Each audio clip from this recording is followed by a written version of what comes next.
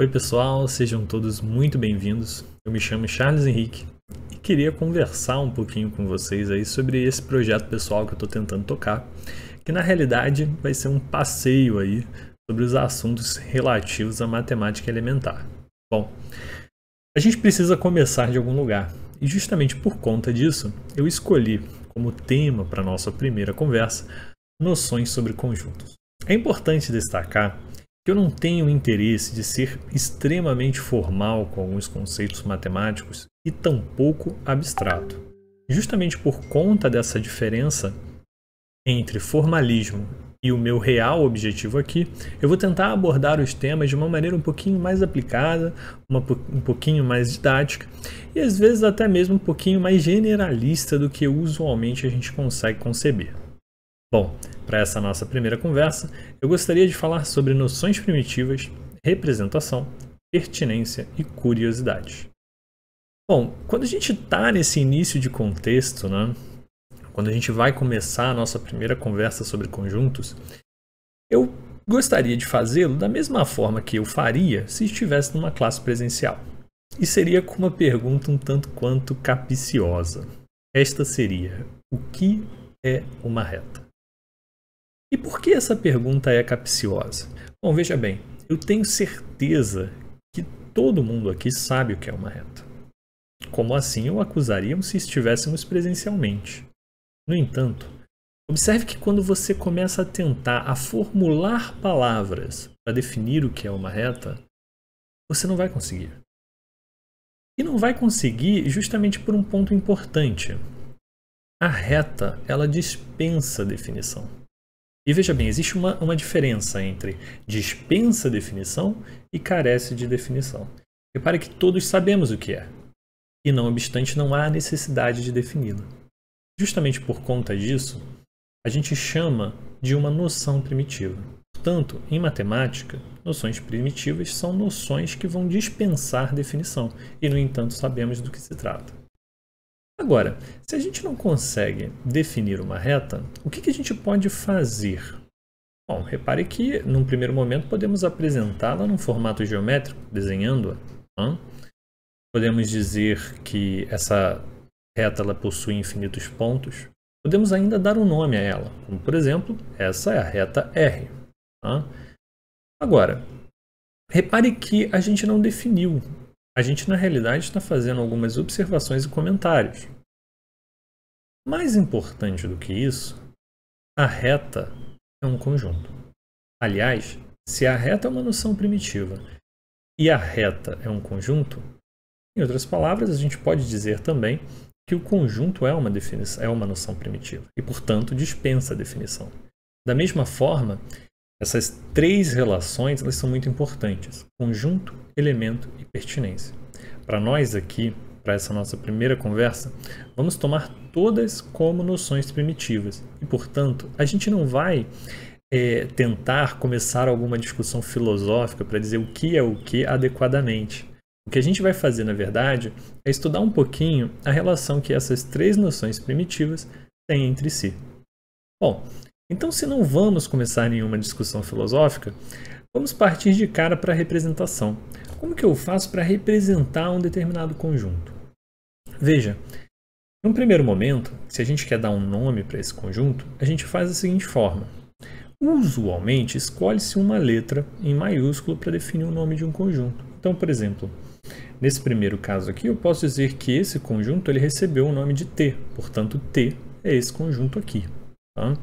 Repare que essa primeira forma de representação, eu explicitei os elementos que compõem esse conjunto. Portanto, Aramis é um elemento do conjunto T. Athos é outro elemento do conjunto T. E, por fim, Portos é um outro elemento do conjunto T. Então, veja bem, Aramis, Athos e Portos são elementos do conjunto T. Observe que nessa primeira forma de representação, eu deixo claro qual é o nome do meu conjunto e eu também explicito todos os elementos que os compõem. Agora, é importante ressaltar que essa não é a única forma que a gente vai poder encontrar de representar um conjunto. Observe que, às vezes, oportunamente, os elementos de conjunto eles compartilham alguma característica que assim o faz elemento desse conjunto. Portanto, ao invés de você explicitar os elementos, você pode enaltecer uma característica. E, bem, se você reconheceu esses nomes, a gente pode dizer duas coisas sobre isso. A primeira é que, de fato, existe uma característica em comum entre esses três nomes. Todos eles são personagens de uma obra famosa de Alexander Dumas, Os Três Mosqueteiros. E, bom, assim como eu, também entregou um pouquinho da sua idade. Então, se você não quiser explicitar os elementos do conjunto T, você pode simplesmente enaltecer essa característica e dizer T é o conjunto, dos Três Mosqueteiros de Alexander Dumas. Repare que eu basicamente apresento duas formas, né? A gente pode ou explicitar os elementos ou enaltecer uma característica para quando uma pessoa que você precisa mostrar qual é esse conjunto, através dessa característica, ela já conhece o conjunto. Agora, o que é mais vantajoso? E aí eu digo que depende da situação. Eu trago aqui mais dois exemplos. Vamos supor que a gente tem esse conjunto aqui que recebeu o nome de E. E aí fica representado da seguinte forma. E vai ser o conjunto que tem como elementos Alex, Clover e Sam. Novamente, se você bater o olho nesses nomes, você já sabe que pode haver uma determinada característica, né, que os traduza, né, digamos dessa forma. E de fato tem. Né? Todos esses personagens aqui são personagens também de um desenho tanto quanto antigo chamado Três Espiãs Demais, ou Totally Spies.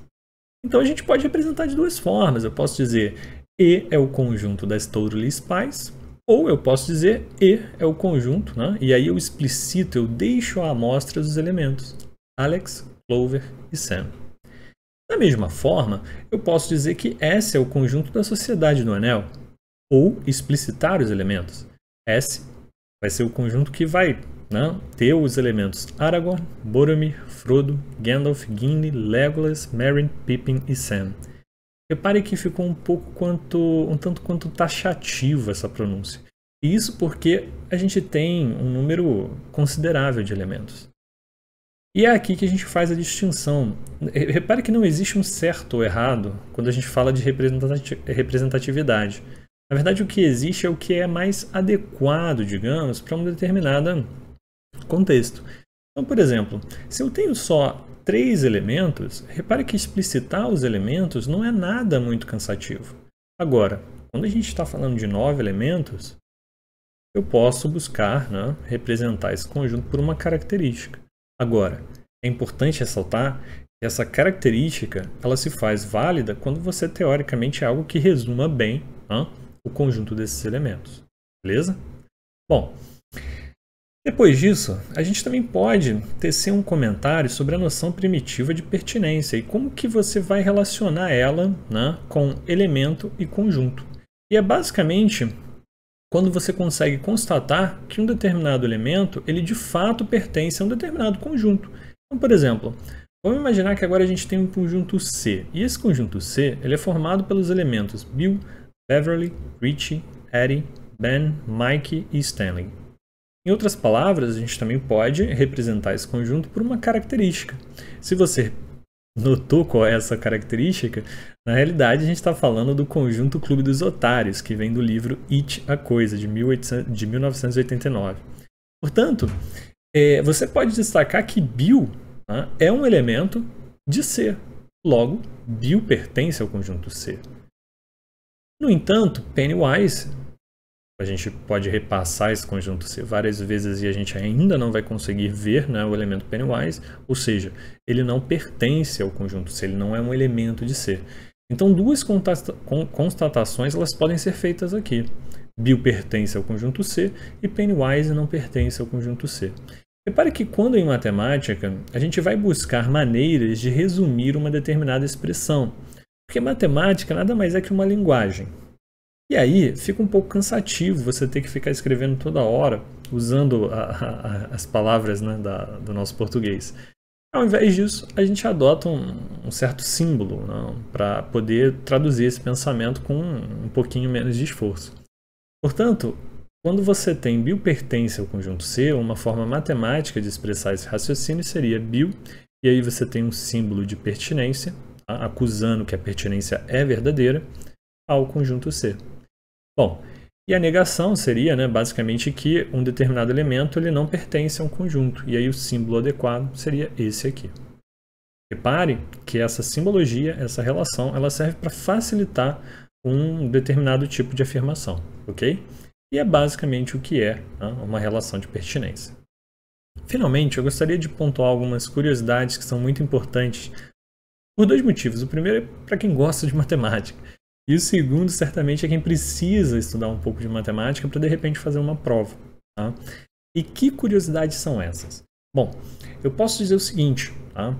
C, vamos estudar, né, a representação desse novo conjunto C. C é um conjunto e ele tem como elementos cifrão, delta e estrela. Repare que a gente pode escrever que estrela pertence ao conjunto C. Logo, a gente pode simplesmente pegar esse raciocínio e escrever da seguinte forma, como a gente viu ali. E, evidentemente, né, o nome ele aparece em maiúsculo. Agora, de forma similar, e isso daqui a gente já tinha visto, a gente pode ir para o mundo dos conjuntos, né, os elementos primitivos geométricos, que vão ser estudados mais à frente de uma maneira um pouquinho mais adequada.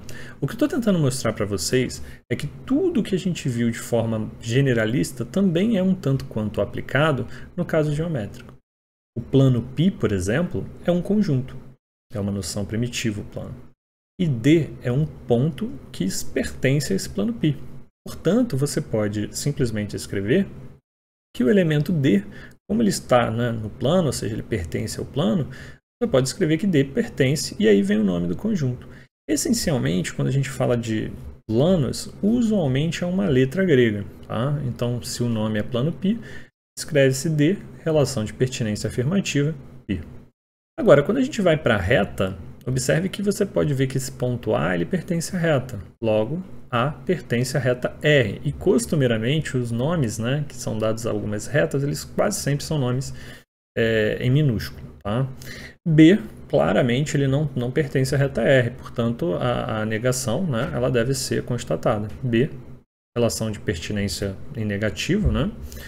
E aí vem o nome da reta. Repare que aí, nesse caso, esse nome, né, ele vem como minúsculo.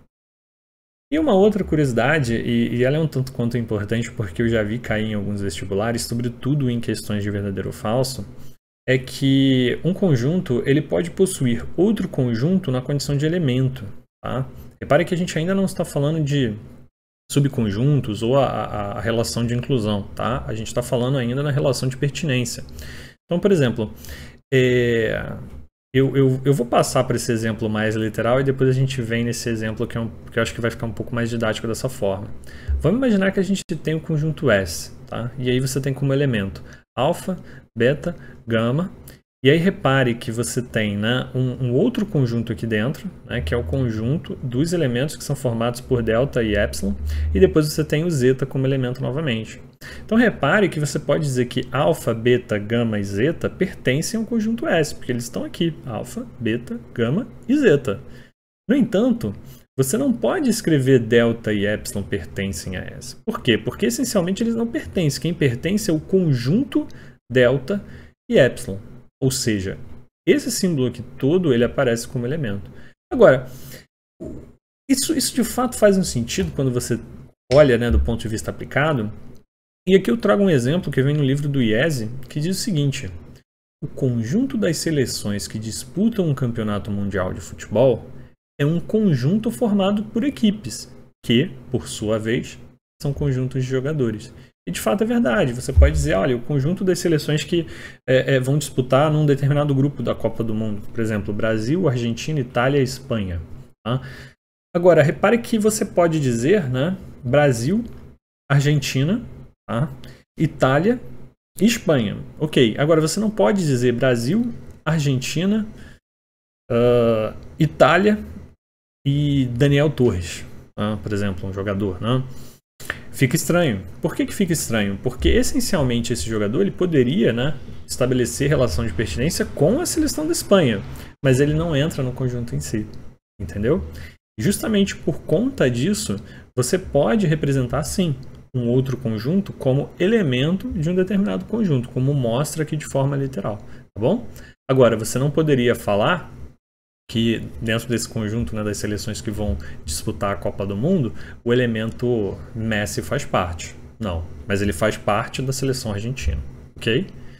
Bom, essas foram as revisões, né, as referências que eu usei para fazer essa nossa primeira conversa, e basicamente vão ser as referências, né, que eu vou continuamente usar aí ao longo desses primeiros vídeos.